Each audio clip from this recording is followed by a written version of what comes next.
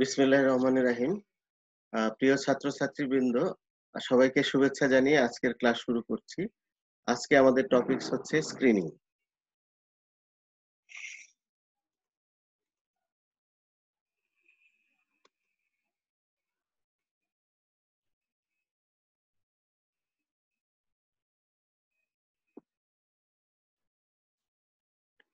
প্রথমেই দেখি আমরা স্ক্রিনিং এর definition. Screening is the search for unrecognised disease or defect by means of rapidly applied test, examination or other procedures in apparently healthy individuals. তো এই definition থেকে কতগুলো বিষয় খেয়াল করো যে এটা কেন করা হচ্ছে। টু ডিটেক্ট আনরিকগনাইজড ডিজিজ, কাদের উপর করা হচ্ছে? ইন অ্যাপারেন্টলি হেলদি ইন্ডিভিজুয়াল, যাদের এখনো কোনো রোগের লক্ষণ নেই কিন্তু রোগটা আছে কিনা সেটা আমরা ডিটেক্ট করব। এবং এই ডিটেক্ট করার জন্য কোনো একটা র্যাপিডলি অ্যাপ্লাইড টেস্ট বা এক্সামিনেশন বা অন্য কোনো প্রসিডিউর আমরা অ্যাপ্লাই করব। তাহলে অ্যাপারেন্টলি হেলদি পপুলেশনের উপরে কোনো আনরিকগনাইজড ডিজিজ ডিটেক্ট করার জন্য যে টেস্ট আমরা অ্যাপ্লাই করি সেটাই হচ্ছে screening. Screening is testing for infection or disease in populations or individuals who are not seeking health care. হ্যাঁ, তো আমাদের দেশে কমনলি কতগুলা স্ক্রিনিং টেস্ট করা হয়, যেমন আমরা হেপাটাইটিস বি ভাইরাস ডিটেক্ট করার জন্য HBsAg টেস্ট করি। তারপরে ব্রেস্ট ক্যান্সার ডিটেক্ট করার জন্য ম্যামোগ্রাফি করা হয়। সার্ভাইকাল ক্যান্সার ডিটেক্ট করার জন্য ভায়া টেস্ট করা হয়, আগে প্যাপস্মিয়ার টেস্ট করা হতো। তারপরে ব্লাড ডোনার যারা, তাদেরকে আমরা কিছু টেস্ট করে নিই। ব্লাড ডোনার যারা, তাদের হেপাটাইটিস বি আছে কিনা সেটা দেখে নিই। তারপরে এইডস এর টেস্ট করে নিই। এরকম ভাবে যে টেস্টটা আমরা কোনো আনরিকগনাইজড ডিজিজ ডিটেক্ট করার জন্য করি সেটাই হচ্ছে স্ক্রিনিং টেস্ট। তো screening test periodic medical examination থেকে কিছুটা ডিফার করে। যে screening test capable of wide application, এটা অনেক মাত্রায় ইউজ করা যায় এবং এটা relatively inexpensive and requires little physician time. ফিজিশিয়ানের কম সময় স্ক্রিনিং টেস্টের জন্য ব্যয় হয়। একটা টার্ম আছে কেস ফাইন্ডিং।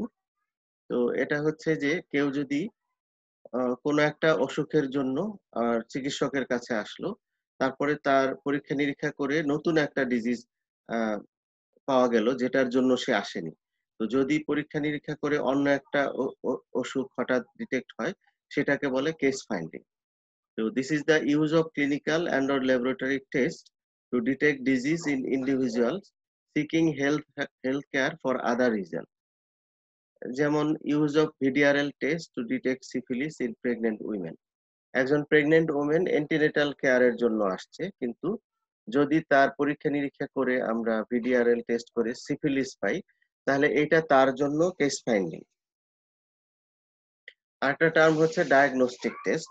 এটা হচ্ছে যে যখন কোনো রোগী কোনো একটা রোগের লক্ষণ নিয়ে আমাদের কাছে আসে, তারপরে আমরা পরীক্ষা করে নিশ্চিত হই যে ওই রোগটা তার মধ্যে আছে, তখন সেটা হবে তার জন্য ওই টেস্টটা হবে diagnostic test. The use of clinical and or laboratory procedure to confirm or refute the existence of disease or true abnormality in patients with sign symptoms presumed to be caused by the disease. যেমন কারো যদি secondary সিফিলিসের lesion থাকে, অথবা কারো যদি গনোরিয়ার কোনো sign symptom থাকে, তার যদি ভিডিআরএল টেস্ট করে আমরা সিফিলিস পাই বা এন্ডোসার্ভাইকাল কালচার করে নাইজেরিয়া গনোরি পাই, তাহলে এই যে তার সাইন সিম্পটম ছিল কিন্তু টেস্ট করে আমরা রোগটা কনফার্ম করলাম, এই টেস্টটাই হচ্ছে ডায়াগনস্টিক টেস্ট। এখন আমরা দেখি what are the aims and objectives of screening. Screening এর এইমস এন্ড অবজেক্টিভ হচ্ছে to sort out the disease person from apparently healthy person, to bring those who are apparently abnormal, to alter the natural history of the disease by earlier diagnosis. কি কি কাজে আসলে screening use হয়? Case ডিটেকশনের ক্ষেত্রে use হয়, disease কন্ট্রোলের ক্ষেত্রে use হয়, রিসার্চ পারপাসে ইউজ হয় এবং এডুকেশনাল অপরচুনিটিস এর ক্ষেত্রে আমরা স্ক্রিনিং টেস্ট ইউজ করি। স্ক্রিনিং এর কয়েকটি টাইপ আছে। মাস স্ক্রিনিং, যখন হোল পপুলেশন বা সাব গ্রুপ অফ পিপলের উপরে স্ক্রিনিং করা হয় তখন সেটা হচ্ছে মাস স্ক্রিনিং। আর যদি শুধুমাত্র হাই রিস্ক গ্রুপের উপরে স্ক্রিনিং করা হয় তখন সেটা হচ্ছে হাই রিস্ক স্ক্রিনিং। যেমন যাদের এইচআইভির রিস্কি বিহেভিয়ার আছে তাদের যদি আমরা এইচআইভি টেস্ট করি তাহলে এটা হচ্ছে হাই রিস্ক স্ক্রিনিং। আরেকটা হচ্ছে মাল্টিফেজিক স্ক্রিনিং, যে কোনো ডিজিজ ডিটেক্ট করার জন্য যদি মাল্টিপল ফেজে মাল্টিপল টেস্ট অ্যাপ্লাই করতে হয় তখন সেটা হচ্ছে মাল্টিফেজিক স্ক্রিনিং। যেমন টিউবারকুলোসিস ডিটেকশনের ক্ষেত্রে আমরা যদি প্রথমে যাদের সাইন সিম্পটম আছে তাদেরকে আলাদা করি, তারপরে যাদের সাইন সিম্পটম আছে তাদের চেস্ট এক্সরে করি, চেস্ট এক্সরেতে যারা সাজেস্টিভ টিবি পেশেন্ট তাদেরকে যদি আলাদা করে তাদের স্পুটাম পরীক্ষা করি এবং স্পুটামে যদি অ্যাসিড ফাস্ট বেশিলাই পাই তাহলে তারা কনফার্ম টিবি কেস। এভাবে মাল্টিপল টেস্ট অ্যাপ্লাই করে যদি আমরা কোনো ডিজিজ ডিটেক্ট করি তাহলে সেটা হচ্ছে মাল্টিফেজিক স্ক্রিনিং। স্ক্রিনিং এর কতগুলো ক্রাইটেরিয়া আছে। Criteria of screening based on two consideration, the disease to be screened and test to be applied. তাহলে কোন ডিজিজের ক্ষেত্রে আমরা স্ক্রিনিং করব তার কিছু বৈশিষ্ট্য থাকতে হবে, আবার যে টেস্ট অ্যাপ্লাই করে আমরা স্ক্রিনিং করব তারও কিছু বৈশিষ্ট্য থাকতে হবে। প্রথমে আমরা দেখি যে যে ডিজিজ আমরা স্ক্রিনিং করব তার কি ক্রাইটেরিয়া থাকতে হবে। Should be an important public health problem. যে ডিজিজের আমরা স্ক্রিনিং করব সেই disease important public health problem হতে হবে, যে সাধারণ অসুখ যেটায় মানুষের কোনো সমস্যা হয় না সেটার জন্য স্ক্রিনিং করে কোনো দরকার নেই। Should be a recognizable latent or early asymptomatic stage. ওই ডিজিজটার একটা ইনকিউবেশন পিরিয়ড বা লেটেন্ট পিরিয়ড থাকবে যাতে আমরা আর্লি ডায়াগনোসিস করে তার যে ট্রিটমেন্ট বা তার কোনো একটা ইন্টারভেনশনের ব্যবস্থা করতে পারি। যদি ডিজিজটা খুব দ্রুত খারাপ অবস্থায় যায় তাহলে সেই ডিজিজের স্ক্রিনিং করে লাভ নেই। Natural history of disease should be adequately understood. যে ডিজিজের আমরা স্ক্রিনিং করব তার ন্যাচারাল হিস্ট্রি জানা থাকতে হবে যাতে আমরা ব্যবস্থা নিতে পারি। যদি ন্যাচারাল হিস্ট্রি জানা না থাকে তাহলে সেই ডিজিজের স্ক্রিনিং করার দরকার নেই। Should be A test to detect the disease prior to the onset of sign symptom. তাহলে সাইন সিম্পটম এপিয়ার করার আগেই ডিটেক্ট করা যায় এরকম একটা টেস্ট থাকতে হবে, তাহলে সেই টেস্ট দিয়ে আমরা ডিটেক্ট করে ওই রোগের জন্য ব্যবস্থা নিতে পারবো। এই জন্যই যে ডিজিজের সাইন সিম্পটমের আগে আমরা ডিটেক্ট করতে পারবো না সেরকম ডিজিজের টেস্ট করে স্ক্রিনিং টেস্ট করে দরকার নেই। Facilities should be available for confirmation of the diagnosis. Screening করে আমরা অ্যাপারেন্টলি ডায়াগনোসিস করি, আপাতত সেটাকে আবার কনফার্ম করতে হয়, তাহলে কনফার্ম করার জন্য আবার কোনো একটা ডায়াগনস্টিক টেস্ট থাকতে হবে। There should be an effective treatment. যে ডিজিজের ট্রিটমেন্ট নেই সেই ডিজিজের স্ক্রিনিং করে লাভ নেই, তাহলে তার ইফেক্টিভ ট্রিটমেন্ট থাকতে হবে। Should be A policy home to treat as a patient. যে কাকে আমরা একটা স্ক্রিনিং টেস্ট করলাম করে যে রেজাল্ট পেলাম তার ভিত্তিতে কাকে আমরা পেশেন্ট হিসেবে গণ্য করব। যেমন ব্লাড প্রেশারের বেলা আমরা ব্লাড প্রেশার মেজার করলাম, তো কাকে আমরা নর্মোটেনসিভ বলবো, কাকে প্রি হাইপারটেনসিভ বলবো, কাকে হাইপারটেনসিভ বলবো, কাকে আবার মাইল্ড হাইপারটেনসিভ বলবো, সিভিয়ার হাইপারটেনশন বলবো, তাহলে এই বিষয়ে একটা পলিসি থাকতে হবে ওই দেশের। There is good evidence that early detection and treatment reduces morbidity and mortality. যে রোগ আর্লি ডিটেক্ট করে ট্রিটমেন্ট করলে মরবিডিটি কমবে বা মর্টালিটি কমবে সেই ডিজিজের স্ক্রিনিং করে লাভ আছে। যে ডিজিজের কোনো ডায়াগনোসিস করে ট্রিটমেন্ট দিলেও যা রেজাল্ট না দিলেও যে রেজাল্ট সেই রকম ডিজিজের ক্ষেত্রে স্ক্রিনিং টেস্ট করার দরকার নেই। The expected benefit of early detection exceed the risk and cost. যে আর্লি ডিটেক্ট করলে আমরা তার যে রিস্ক এবং কস্ট সেটা যেন এক্সিড করে, অর্থাৎ বেনিফিশিয়াল হয় তার আর্লি ডিটেকশনটা। এরপরে আমরা দেখি যে স্ক্রিনিং টেস্ট যেটা সেই টেস্টের কি কি ক্রাইটেরিয়া থাকবে। টেস্টের অ্যাকসেপ্টেবিলিটি থাকতে হবে, যে টেস্টটা অ্যাপ্লাই করবে এবং যার উপরে টেস্টটা করা হবে উভয়ের কাছে টেস্টটা অ্যাকসেপ্টেবল বা গ্রহণযোগ্য হবে।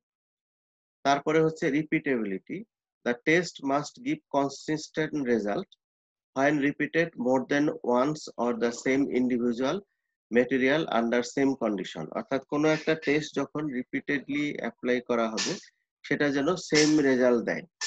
যদি আমার ওয়েট এখন আমি একটা ওয়েট মেশিন দিয়ে মাপলাম, আমি এখন যতবার মাপবো একই রেজাল্ট দিবে। যদি এক একবার এক এক রেজাল্ট দেয় তাহলে সেই টেস্টটা গ্রহণযোগ্য হবে না। তবে এই রিপিটেবিলিটির ক্ষেত্রে কিছু ভেরিয়েশন হতে পারে, অবজারভারের ভেরিয়েশন, বায়োলজিক্যাল ভেরিয়েশন, ইরর হতে পারে টেকনিক্যাল, তবে সেটা গ্রহণযোগ্য মাত্রায় থাকবে। তারপরে হচ্ছে টেস্টের ভ্যালিডিটি বা একিউরেসি। Validity refers to what extent the test accurately measures which it purports to measure. It has two component, অর্থাৎ ভ্যালিডিটি আমরা দুইটা কম্পোনেন্ট দিয়ে দেখি, একটা হচ্ছে সেনসিটিভিটি, স্পেসিফিসিটি। আমরা যে টেস্ট দিয়ে স্ক্রিনিং টেস্ট করব তার সেনসিটিভিটি এবং স্পেসিফিসিটি ভালো হতে হবে। সেনসিটিভিটি মানে হচ্ছে it is the ability of A test to identify correctly all those who have the disease that is true positive. অর্থাৎ আমরা যদি 100 জন রোগাক্রান্ত মানুষকে নিই এবং ওই টেস্টটা অ্যাপ্লাইড করে যদি 100 জনকেই টেস্ট পজিটিভ পাই, তাহলে আমরা ধরে নিব যে ওই টেস্টটার সেনসিটিভিটি 100%। আর স্পেসিফিসিটি হচ্ছে it is the ability of the test to identify correctly those who do not have the disease that is true negative। অর্থাৎ আমরা যদি 100 জন সুস্থ মানুষকে নিই এবং ওই টেস্টটা করি, তাহলে 100 জনেরই টেস্টটা নেগেটিভ আসবে, অর্থাৎ ডিজিজ নেই এটা প্রমাণিত হবে। যদি এরকম হয় তাহলে ওই টেস্টটার স্পেসিফিসিটি হচ্ছে 100%। স্ক্রিনিং টেস্ট এবং ডায়াগনস্টিক টেস্টের কিছু পার্থক্য আছে। এই পার্থক্যটা অনেক সময় ভাই জিজ্ঞেস করি আমরা বা রিটেনে আসে। তাহলে আমরা দেখি স্ক্রিনিং টেস্ট এবং ডায়াগনস্টিক টেস্টের কি ডিফারেন্স আছে। Screening test done on apparently healthy individual and diagnostic test done on indication or who are sick. Screening test applied to group, diagnostic test applied to single patient. Test results are arbitrary and final. Diagnosis is not final. Screening test based on one criteria, diagnostic test based on sign symptom laboratory test and clinical examination. Screening test less accurate, diagnostic test more accurate. Screening test less expensive, or diagnostic test more expensive. Screening test is not a basis of treatment, but diagnostic test used as a basis of treatment. Screening test, the initiative comes from the investigator, and for diagnostic test, initiative comes from the part of patient.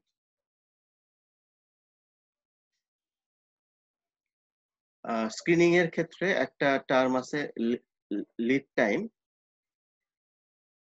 It is the period between first possible point of detection and usual time of diagnosis. যখন কোনো রোগের জীবাণু কোনো মানুষের শরীরে ঢোকে, তো সেটা থেকে সাইন সিমটম প্রকাশ পাওয়া পর্যন্ত যে সময়, সেটাকে বলা হয় ইনকিউবেশন পিরিয়ড।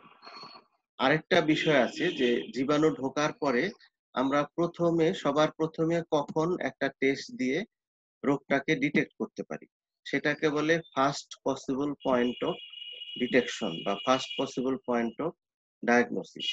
তাহলে জীবাণু ঢোকার পরে যখন আমরা প্রথম ডিটেক্ট করতে পারি, সেই সময় থেকে সাইন সিমটম এপিয়ার করার পর্যন্ত যে সময়, সেই পিরিয়ডটাকে বলা হয় লেট টাইম।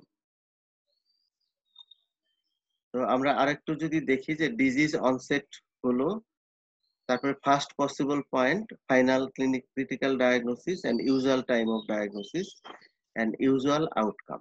তো এই লিড টাইমটা হচ্ছে it is the period between first possible point of detection and usual time of detection. এর মধ্যবর্তী সময়টা হচ্ছে লিড টাইম। তো এর একটা ইম্পর্টেন্স আছে যে detection programs should be restricted to those conditions in which there is considerable time lag between disease onset and usual time of diagnosis. যে ডিজিজ সাইন সিমটম এপিয়ার করার একটা উল্লেখযোগ্য সময় আগেই ডিটেক্ট করা যায় না, সেরকম ডিজিজের ক্ষেত্রে স্ক্রিনিং টেস্ট নেওয়ার দরকার নেই। স্ক্রিনিং টেস্ট সেই রকম ডিজিজের ক্ষেত্রে নিব যার ক্ষেত্রে একটা সিগনিফিকেন্ট টাইম ল্যাগ থাকবে, অর্থাৎ first possible point of detection এবং ইউজুয়াল সাইন সিমটম এর মধ্যে একটা সিগনিফিকেন্ট টাইমের গ্যাপ থাকবে। এটাই হচ্ছে এই লিড টাইম জানার ইম্পর্টেন্স। তো সবাইকে ধন্যবাদ আজকের এই ক্লাস এই পর্যন্তই ছিল। তো আমরা পরবর্তীতে অন্য কোনো ক্লাস নিয়ে আবার দেখা হবে আমাদের। তো আজকের ক্লাস এখানেই শেষ করছি। সবাইকে আবারও ধন্যবাদ।